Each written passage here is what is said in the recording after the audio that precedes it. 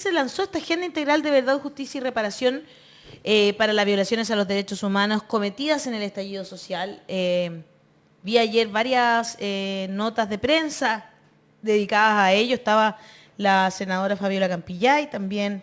Es parte de una mesa de diálogo, es una de las Justo medidas. de lo que estamos hablando, mesas de Tendría diálogo. que admitir que probablemente es la única medida que se va a dar, porque los otros necesitan leyes y yo soy muy escéptico frente a la posibilidad de pasar mucho con un Senado empatado con una derecha que ha mostrado una falta de Bueno, lo dijo ayer el compromiso. presidente Gabriel Boric, ¿no? Que lo que tenía que ver con los presos de la revuelta y la ley de indulto o amnistía tiene que pasar por el Congreso, no tiene mucho que ver con esto que estamos hablando. Esto es distinto, es una agenda integral de verdad, justicia y reparación para violaciones de los derechos humanos cometidas en el estallido social. Entre los aspectos más destacados de la iniciativa se encuentra un proyecto de persecución penal especializada en la materia y una mesa interministerial de reparación. Me parece muy interesante lo que está pasando ahí y que haya estado el presidente Gabriel Boric implica, ¿no es cierto?, la importancia que como gobierno se le está dando a esta agenda que era, creo yo, una de las promesas de campaña. Ahora sí que parece que puedo presentarte a Aide con mayor... la subsecretaria, ¿cómo está? Bienvenida a La Voz de los que Sobran. Hola, buenos días. Por fin, Hola, ahora sí que Idea, qué sí. bueno. Nos Gracias por estar con escuchamos nosotros. mutuamente. Finalmente pudimos. De verdad la tecnología nos jugó una mala pasada, que hay un problema de conexión en el edificio al parecer. Mire, pero bueno, y estamos tan cerca, porque nosotros estamos aquí al ladito de la moneda también. Sí, Ya. sí. Vamos a partir por la contingencia y es esta agenda integral de verdad, justicia y reparación que se presentó ayer con la presencia del presidente de la República, con la presencia de la senadora Fabiola Campillay, quien va a formar parte de una mesa de trabajo. Cuéntanos bien de qué se trata esta agenda, ¿verdad? Y qué tiene que ver con las violaciones a los derechos humanos cometidas durante el estallido social. Sí, mira, primero que nada hay que tener claro, y por favor, espero que me ayuden a difundir esto, que la agenda que estamos presentando es parte de un conjunto de medidas que están en parte muy bien claramente expresadas en el programa de este gobierno, que son medidas destinadas a resolver temas pendientes de reparación a lo largo de toda la historia. Nosotros tenemos mandato de hacernos cargo de temas de reparación respecto a las deudas históricas del Estado de Chile con las víctimas de la dictadura, y también tenemos la obligación de hacernos cargo por mandato presidencial de las víctimas del estallido social.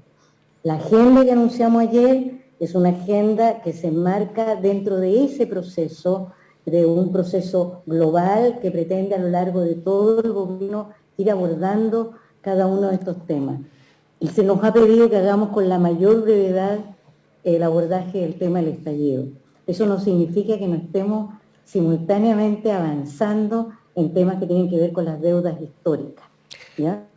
Eso, para que lo tengan claro, porque a propósito del anuncio que hicimos, hay una cantidad de compañeros y compañeras de agrupaciones históricas que de alguna manera han estado muy preocupados manifestando la ansiedad y preocupación que les produce el que quizás los hubiéramos olvidado, ¿ya? Ahora, ayer la ministra habló claramente de que este era una agenda que iba a estar enmarcada dentro de 3 ejes, digamos. Un eje era de verdad y justicia, otro eje era de reparación y otro eje tenía que ver con garantías de no repetición y formación en general, en términos generales, tratar de asegurar que lo sucedido no se repitiera.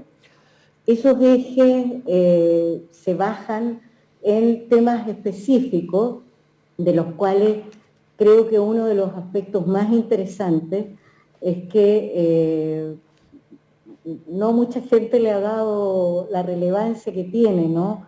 Es que se va a trabajar a partir de la propia experiencia de las víctimas y sus familiares. Entonces, sí, toda la primera etapa que vamos a abrir, que vamos a coordinar con la senadora Campillay, se senadora Campillay es subsecretaria de Derechos Humanos, ambas juntas vamos a coordinar este proceso que se inicia con el levantamiento de lo que tenga que decirnos las víctimas directamente afectadas. Perfecto. Las víctimas, sus familiares, el entorno, etcétera, etcétera, las organizaciones.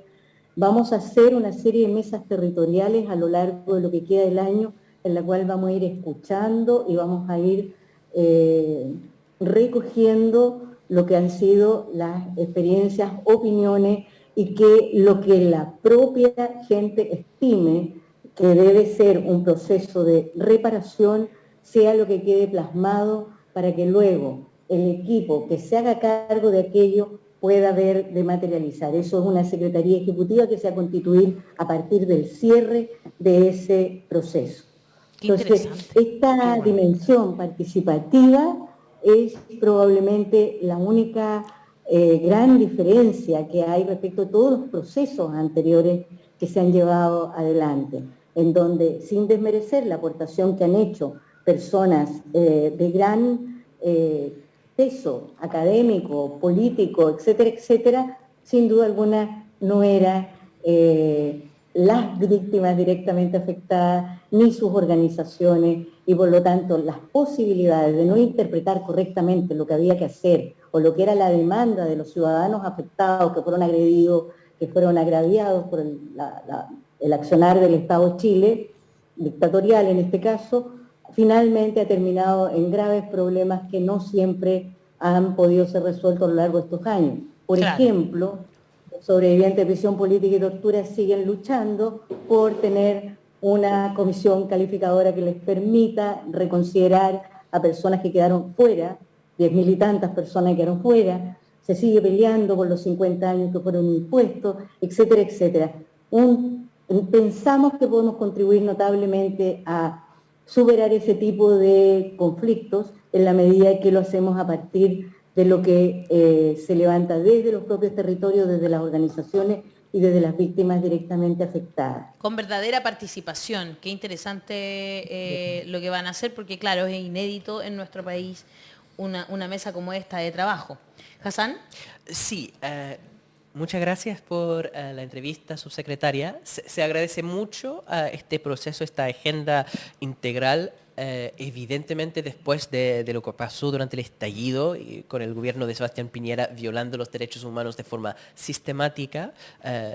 Hay una urgente necesidad de un proceso reparatorio y es muy fuerte, pero muy importante que tenemos dos autoridades, una senadora y una subsecretaria, liderando este proceso, siendo las dos víctimas. Entonces son parte del proceso también. Y eso, por supuesto, es algo que hay que agradecer mucho. Pero leyendo esto, la diferencia, perdón, es que solo quiero hacer hincapié en eso que tú haces hincapié y hacer una diferencia con lo que pasó durante el gobierno anterior. Por supuesto. Que teníamos aún. Pero cuando hablamos de jornadas de escucha en distintas regiones del país, que van a empezar, yo tengo entendido, este mes, los encuentros territoriales y esto del proceso reparatorio participativo.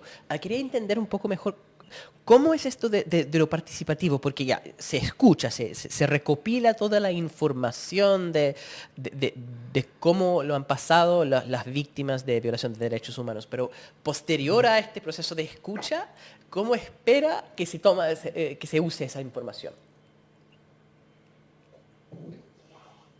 Bueno, más que nosotros decir cómo se hagan las cosas, lo que nosotros esperamos es que surja precisamente de esa interacción con familiares, con organizaciones y también con institucionalidad, que surjan los caminos que estimamos en conjunto, participativa y consensuadamente surjan los caminos para definir qué es lo que vamos a hacer hacia adelante.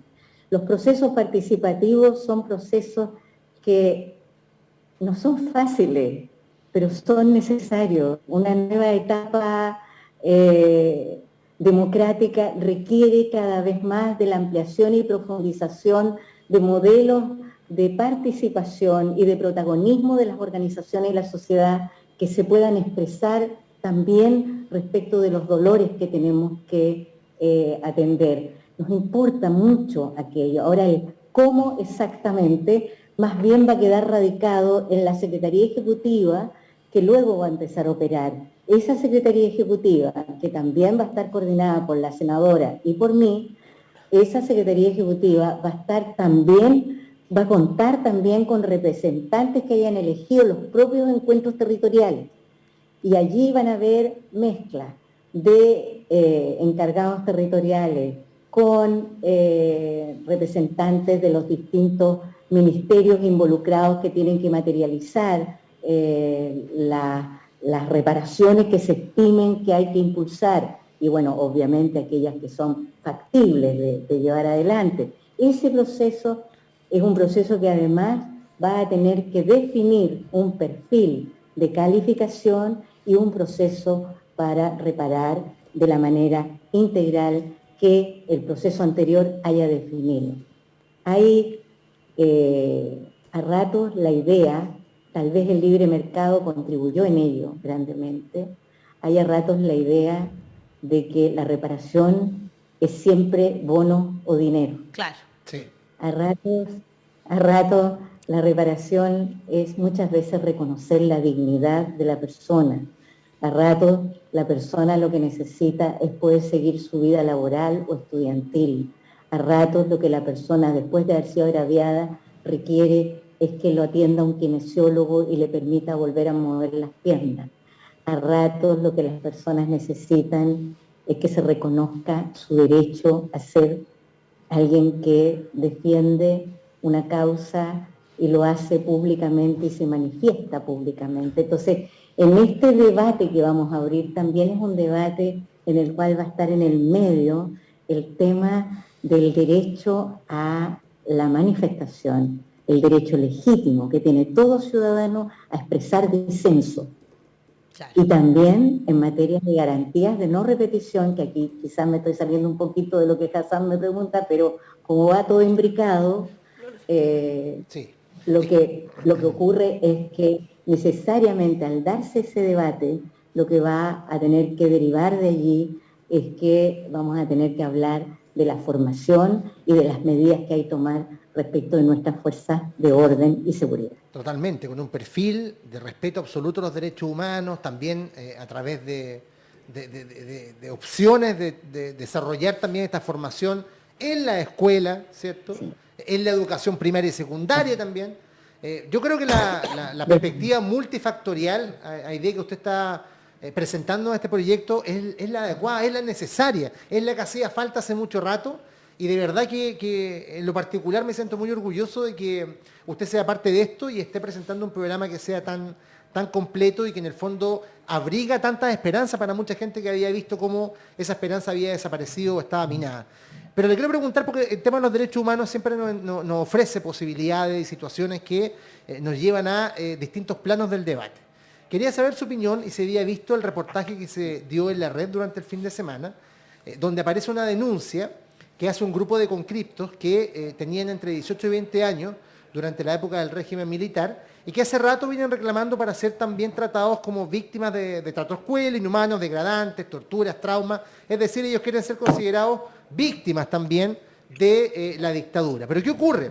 Que durante ese periodo, donde hubo varias conversaciones, donde participó el Instituto Nacional de Derechos Humanos, Lorena Frías, que estaba a cargo de ese proceso en ese minuto, se cuenta de que se entregaron testimonios respecto a la violación de derechos humanos de militares a civiles. Datos, información, que después incluso han seguido otros cursos de investigación y no se les dio el tratamiento adecuado a esa información. No se investigó como debía, de acuerdo No se a la entregó a los denuncia tribunales. y no se entregó a los tribunales, ni a la policía, ni a los ni familiares. a los familiares. Entonces, ahí hay un tema y me gustaría saber cuál es su opinión en un plano donde tenemos la denuncia, pero estamos esperando todavía la investigación. Bueno,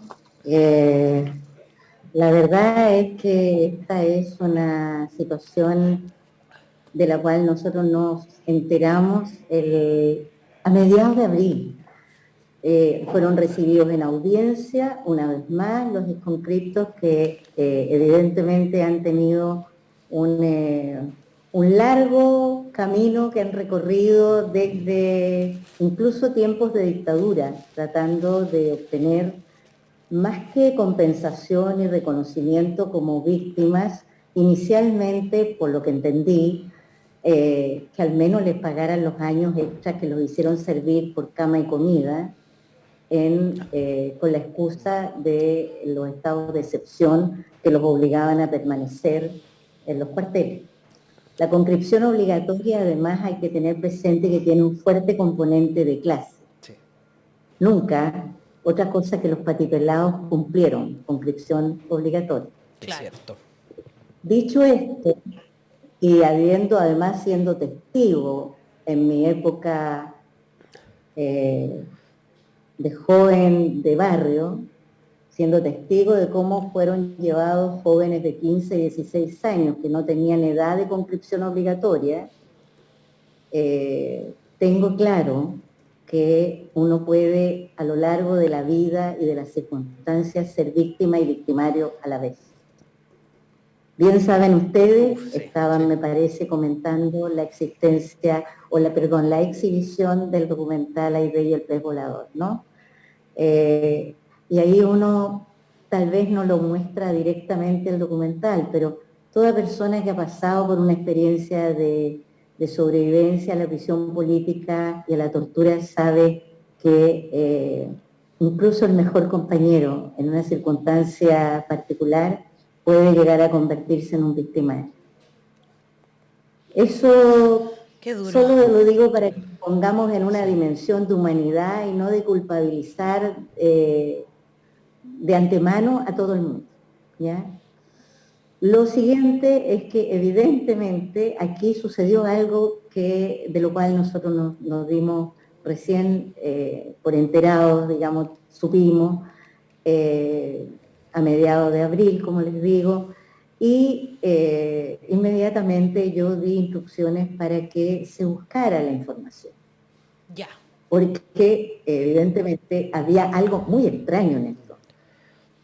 No habían tomado una decisión respecto de qué hacer con ellos y sin embargo ellos informaban que habían a lo largo del tiempo seguido trayendo información. Lo que tienen que saber es que la subsecretaria Fríes al menos hizo un intento montando una mesa en la cual escuchó a los conscriptos y trató de encontrar una solución. Claro.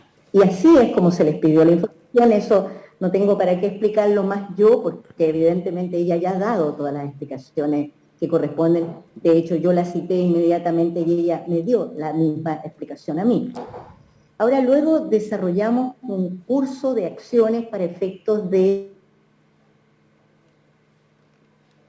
Chuta, se pegó. ¡Se pegó! ¡No! En el momento más sensible. Sí, justo en algo tan Ya, importante. pero está claro esto porque nos entregan nuevos elementos. Por ejemplo, ahí volvemos ahí. Ahí volvió justo. Por favor, nos El quedamos Ministerio que de Justicia tiene... usted se conversó con Lorena Fríes, recibió los antecedentes y tomaron un curso de acción. Y el curso de acción, ¡pum!, se cortó. Ahí justo se cortó. Claro. Bueno, para que no se nos corte luego, lo que nosotros hicimos y lo que hemos estado haciendo todo el tiempo, y en ese sentido, por favor, ayúdennos a que se baje la ansiedad respecto a este tema. Nosotros ya nos pusimos de acuerdo con los ministros de la Corte, ya estamos de acuerdo con la institucionalidad a través de la cual vamos a canalizar la entrega de la información, se está trabajando en la debida indexación de la información, porque me imagino que tienen claro que siendo esto una repartición del Estado, no podemos entregar papeles sin hacer la debida indexación, o sea, qué es lo que contiene cada carpeta, cosa. digamos. Además, no podemos seguir teniendo aquí en una bodega que no tiene las condiciones ni de temperatura, ni de humedad, ni de nada para conservar, es una bodega que cualquier día se podría inundar incluso.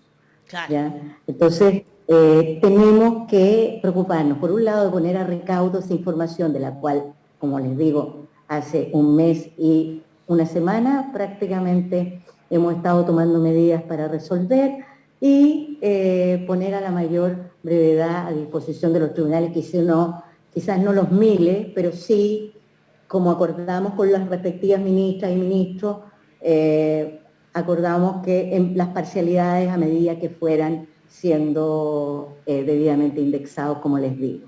¿Ya? Eso hay que digitalizarlo y con toda seguridad finalmente va a quedar donde debe quedar, va a quedar en el Archivo Nacional, ¿no? El Archivo Nacional tiene por ley la tarea de recibir los documentos que son parte de la historia nacional. Esto es una parte importante de la historia nacional. Seguramente hay muchos académicos que en su momento van a querer hacer investigación sobre la base de esta información, pero también son una fuente potencial de información para aclarar las causas que ya llevan tantos años en espera de encontrar verdad y justicia. Entonces, yo creo que estamos a nada de tiempo de poder resolver un tema que en ya muchos años se ha estado guardando en una bodega. Qué impresionante saber que se estuvo guardando en una bodega información tan importante. Acá el equipo de La Voz de los que Sobran se ofrece para ayudar a revisar la carpeta. Por supuesto, no hay problema. Y clasificar la información. Le voy a leer, subsecretaria, algunos comentarios en YouTube. Manuela Valle Castro dice: hola Aide, te abrazamos desde Saskatoon. Marisol Espinosa dice: maravilloso documental, abrazos Aide. Max Huerta dice: Aide y su historia nos dan cátedra de resiliencia humana. Me saco el sombrero y me da algo de esperanza en lo que viene. ¿Cuál será el punto a reparar, el primer punto a reparar, Aide? Bueno, ella ya respondió aquello. Ariela Díaz dice: exactamente, qué bien y qué tranquilo habla Aide. Con todo lo que pasó transmite una paz muy grande. Abrazos para ella. Y Sol de Orieta dice: me encanta la forma de expresarse de Aide.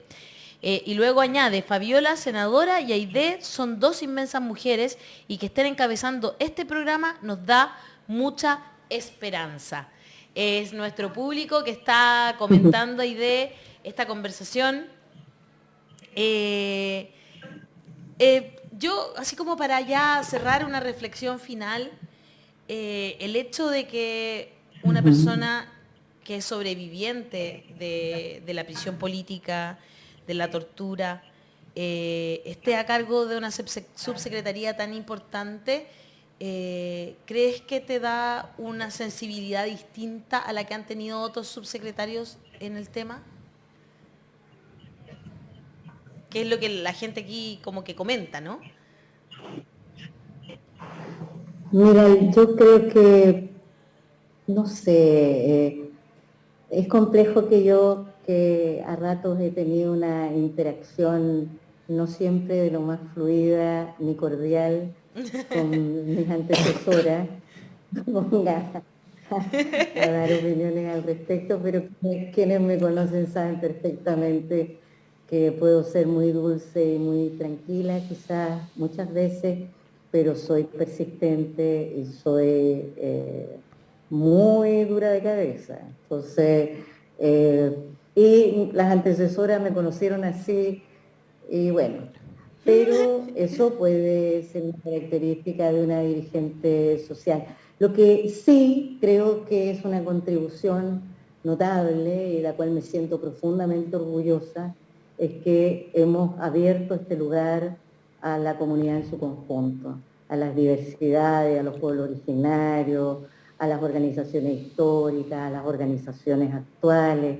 Y hoy ya no es más un fuerte, esto es un lugar en el que la gente llega, plantea sus opiniones, nos reta, nos abraza, pasan cosas, se ha llenado un poco como de vida, que la vida no siempre tiene que ser un mar de rosas, digamos, Claro pero que no, po. se ha llenado de vida esto, ¿no? Entonces, creo que en ese sentido han pasado 2 meses, la decisión del presidente de ponerme aquí es algo que de verdad es solo atribuible a su criterio. La verdad, a ratos yo no me explico por qué él tomó esa decisión.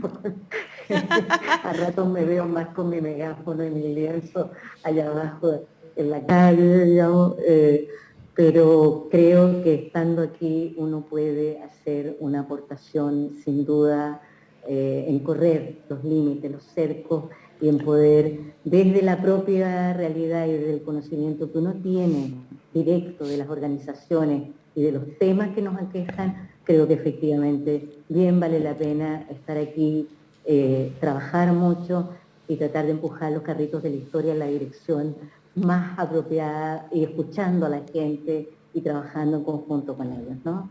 Eso diría yo por ahora. De verdad les agradezco mucho. Finalmente nos costó un montón tener esta Es verdad, conversación. pero lo hicimos. Lo hicimos. Oye, felicitaciones por el programa. No, muchas No, gracias. muchas gracias, Aide. También ya te habíamos tenido cuando estábamos en la Universidad de Santiago, ¿no? Y luego no habíamos podido volver a conversar. Nosotras nos vimos en persona ahí en el lanzamiento del Observatorio de Derechos Humanos en Ñuñoa. Así que nada, muchas gracias por esta entrevista y felicitaciones por lo que está comenzando. Tenemos mucha esperanza puesta en esa mesa de trabajo. También hay 2 proyectos de ley que también van a ser vinculados con esta agenda también. Entonces estamos pendientes al trabajo Exactamente. legislativo también. Así es, vamos a estar muy pendientes de todo lo que suceda.